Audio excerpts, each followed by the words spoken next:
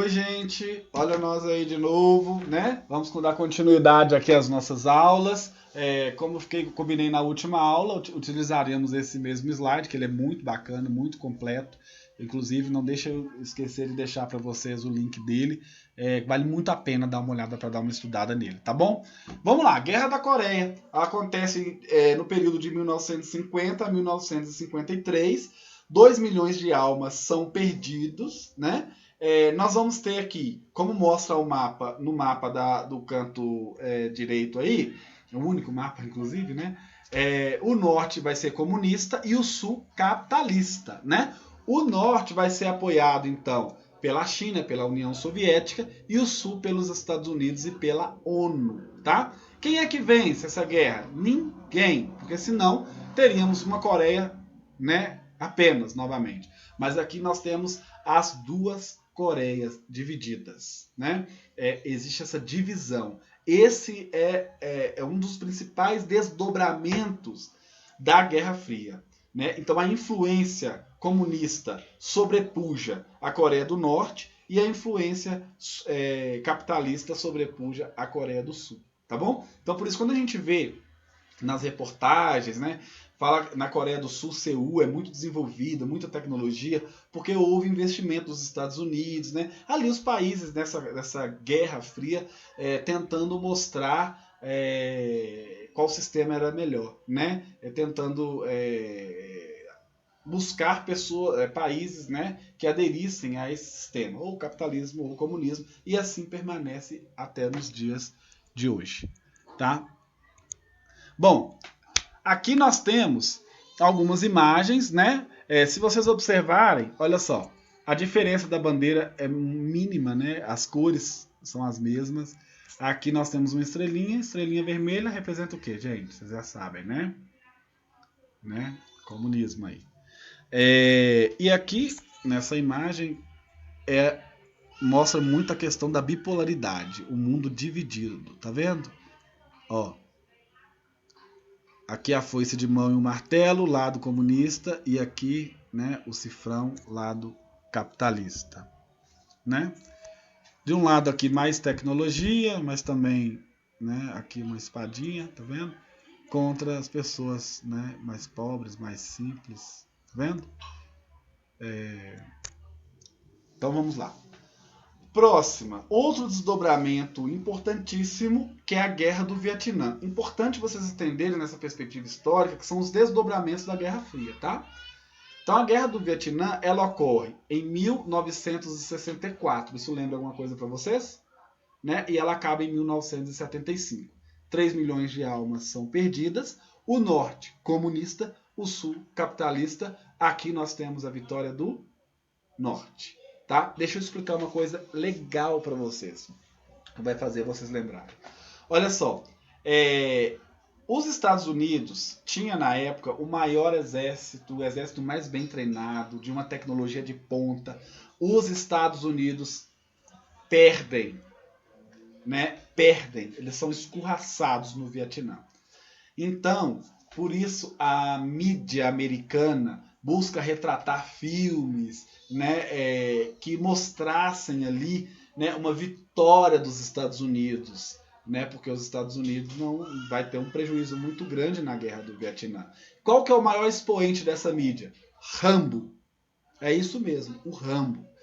O Rambo, o filme, ele se passa ali no Vietnã, né? O Rambo metralhando, matando um monte de Vietcong, né? Ele se passa ali, né? E aí a gente vai trabalhar essa perspectiva de tentar mudar a visão, tá bom? Gente, lembrando que essas aulas aqui, eu estou passando a perspectiva geral, como eu gosto de fazer, né? Uma explanação geral, depois eu vou entrar com mais detalhes também, tá bom?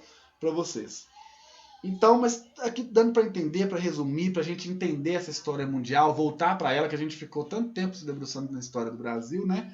Mas para a gente entender um pouco aqui dessa perspectiva, tá bom? Então, a grande marca é que os Estados Unidos perdem, né? Muitas pessoas morrem, muitos americanos morrem aqui na Guerra do Vietnã, tá bom? Bom, imagens famosas, né? Principalmente essa aqui, né? O horror da guerra no rosto da criança. eu vi essa criança, uma mulher, ela dando uma entrevista muito triste, né? Ela falando como que foi. A guerra tem seus demônios, né? Vamos para lá. Não. Bom, vai acontecer também, gente, nesse momento aí, nesse período todo, intervenções dos Estados Unidos, aqui na Grécia e na Turquia, tá? O que vai acontecer? Se vocês se lembram, né, são países que estão ali mais para o Oriente, para o lado quase meio que oriental, né? Então, de 1947 a 49, militantes comunistas gregos não haviam concordado com as decisões do Stalin na Conferência de Yalta, né, colocando a Grécia sob influência do bloco capitalista. Então, só para entender aqui, né, eles vão buscar então outra influência. Eles querem sair, né? Começa também, as pessoas têm opinião, os países vão tendo opinião nesse clima de desconforto, né? E é por esse desconforto que a União Soviética não consegue se sustentar também. A gente vai ver isso. Bom, nós temos aqui o macartismo, né? Por que macartismo? Macartismo porque o senador, né, o McCarthy, né, o Joseph Eugene McCarthy, ele faz ali na década de 50 um verdadeiro caça às bruxas, né? Que são perseguições, né, ali nos Estados Unidos. Eles começam a perseguir os artistas, intelectuais, funcionários do governo, né, suspeitos de ligações com os comunistas. Né? E aí se dá, nessa perspectiva desse macartismo, uma histeria anticomunista, né? Muito grande. Então eles começam a caçar mesmo qualquer pessoa que tivesse ali adesão a essa ideologia comunista, né? Japão, vamos lá. O Japão, ele, né, a gente viu lá Hiroshima e Nagasaki, ele foi destruído, né, na Segunda Guerra Mundial. O Japão se adere ao sistema capitalista, ele é um modelo ali para a Ásia e para a Oceania, né? Recebeu pesados investimentos dos Estados Unidos, os Estados Unidos vai investir muito no Japão, e 20 anos depois dele ser destruído na guerra, ele se torna a segunda maior economia do mundo, né? Aqui uma foto do antes e depois do mesmo lugar, né? Olha como o dinheiro, como o sistema capitalista vende também essa ideia, né? De que dá para melhorar, que dá para fazer. Bom, vamos lá, Cuba. Eu estou falando rápido, por quê? Porque esse slide é bom para vocês anotarem no caderno, tá? Vocês vão parando, anotando, e a gente vai entrar de uma forma mais forte aí, com detalhes também nas nossas outras aulas, tá? Aqui é mais uma explanação para ficar mais fácil para vocês entenderem, né? Uma introdução do conteúdo. Cuba, gente, é o exemplo socialista na América. Cuba é uma grande ilha, bem próximo dos Estados Unidos, né? A gente vai ver no mapa aqui na frente. Em 59, nós temos a Revolução Cubana, tá? O ditador Fulgêncio Batista, ele vai ser deposto, né, pelo Fidel Castro e o seu irmão Raul Castro, com a ajuda de quem? Ernesto Che Guevara.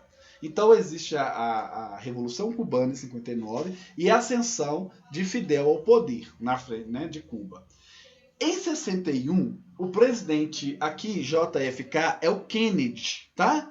É o Kennedy. Ele ordena a invasão da ilha, né? A ilha de Cuba, tá? Que é aquela... Eu vou entrar em detalhes depois, a Baía dos Porcos, tá? Mas o exército cubano rapidamente derrota os invasores e Cuba se alia à União Soviética, né? Inclusive vou falar do Lyndon Johnson também, parece um nome brega, mas foi presidente dos Estados Unidos, mas na próxima aula com mais cautela, tá bom? Bom, em 62 nós temos a crise dos mísseis, né? Por quê? A União Soviética ela decide instalar mísseis nucleares no território cubano. Como está bem pertinho dos Estados Unidos ali, né? Só que isso é interceptado, vou entrar em detalhes, né? E aí os Estados Unidos fazem o quê? Promove um bloqueio naval a Cuba. Então, Cuba ela é excluída da Organização dos Estados Americanos, que é a OEA. Tá bom? Só para a gente entender essa perspectiva toda da Guerra Fria. Aqui na crise dos mísseis, dá para vocês verem. Eu vou colocar o mouse, olha só. Aqui é a ilha de Cuba, né? Aqui, ó, Estados Unidos. Aqui é Estados Unidos. O pessoal costuma fugir daqui, vai de bote e entra no território americano, tá? bem no sul aqui. Né? Então dá para perceber, né, gente? Míssil instalado aqui chegaria facilmente aqui e atingiria, né? E já tinha tecnologia já para atingir, chegar na Lua, né? Para sair do planeta, o míssil chegaria até da capital também tranquilamente. Só para a gente entender melhor. Bom, e aqui o nosso último slide dessa aula que eu vou parar para a gente entender melhor, né? Aqui eu fiz uma explanação geral para vocês entenderem melhor e aqui eu vou parar nesse slide, que está ótimo. Olha só. Em 1900, tudo isso está acontecendo ao mesmo tempo, né? Vocês viram as datas, né, gente? Em 1964, a instalação de ditaduras militares pró-Estados Unidos da América Latina. No Brasil, temos a deposição de quem? Do Jango, do João Goulart. Né? O Henry Kissinger, o secretário de Estado dos Estados Unidos, ele tem uma frase famosa que é: aonde for o Brasil, irá também a América Latina. Né? A gente já falou muito disso, né? E aí nós vamos, quando sairmos da história mundial, voltarmos para a história do Brasil, vamos partir daqui. Né? Em 73, nós temos no Chile, né, a deposição do socialista eleito diretamente Salvador Allende. Né? Inclusive, Salvador Allende, quem gosta aí de democracia, quem quer entender melhor isso, o Salvador Allende é algo que nós devemos estudar muito. Inclusive, os professores de história são muito fracos nisso, as faculdades, universidades não exploram esse lado. Nossos vizinhos, isso foi uma ruptura abrupta, foi muito forte mesmo, marcou muito a democracia, marca até hoje, né, essa deposição do Salvador Allende, né? E aí, quem chega ao poder? O Pinochet, o famoso Pinochet, exaltado por Jair Messias Bolsonaro, né? Militar também, né? Bom, uma frase aqui do Nixon, do Richard Nixon, que foi presidente dos Estados Unidos. O Kennedy é assassinado, o Lyndon Johnson é vice, ele assume, e depois do Lyndon Johnson nós temos o Nixon, né? O Nixon fala o seguinte: quero a economia do Chile pulsando. Quer dizer, percebam que os mandos e desmandos, né, dessas ditaduras aqui na América Latina ocorrem por influência dos Estados Unidos, por ordens. Né? E em 76, na Argentina, a Isabelita Perón, né, ela é deposta pelo Videla, pelo general Videla. Né? Vocês percebam que são os militares aí, aqui na América Latina, articulando e tomando o poder à força, né? Desrespeitando a democracia, buscando aí tentativas de dominar. Né? Então, muito importante a gente entender também essa perspectiva. Bom, essa aula foi uma aula que eu busquei abordar de uma forma rápida, resumida, com os slides. Vocês podem dando stop, anotando no caderno, vale muito a pena. Né? E obviamente eu vou entrar com mais detalhes depois, né, nas próximas aulas, porque vale a pena sim a gente entrar com detalhes nisso aí, tá bom? No mais, gente, fiquem com Deus, bons estudos para vocês e tendo dúvida é só me chamar, tá bom? Um forte abraço.